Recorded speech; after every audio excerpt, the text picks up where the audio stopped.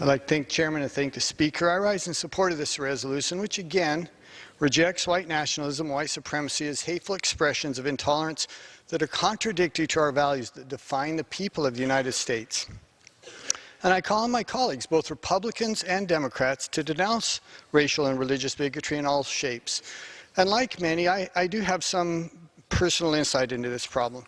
It doesn't come as a surprise to many that being from Utah, I am a Mormon, and my church, as many know, was founded in New York in the early 1800s, and we were driven further and further west as members of my church were targeted and harassed and killed for their sincerely held religious beliefs, culminating in the murder of our founder and subsequent decision to relocate to Utah. My own ancestors were targeted in this bigotry. They lost their possessions, they lost their lands, they lost their freedom. In some cases, they lost their lives. Unfortunately, such hatred still exists today. 3 years ago, we witnessed a tragedy in Charleston, where a deranged individual motivated by white supremacy shot and killed 9 black worshipers and injured many others. We remember the riots in Charlottesville, where a white nationalist struck and killed a white woman who was protesting, once again, white supremacy.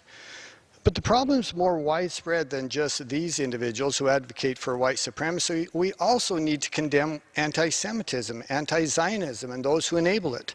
Last October, a perpetrator shot and killed 11 Jewish worshipers at the Tree of Life Synagogue in Pittsburgh, which we all remember.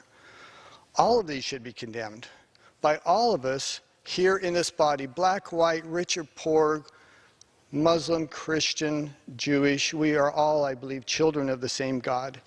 And I hope that the majority, and they're sincere in ushering in this resolution to the floor, not just as an opportunity to shame one party as irredeemably racist, but as a united statement against bigotry.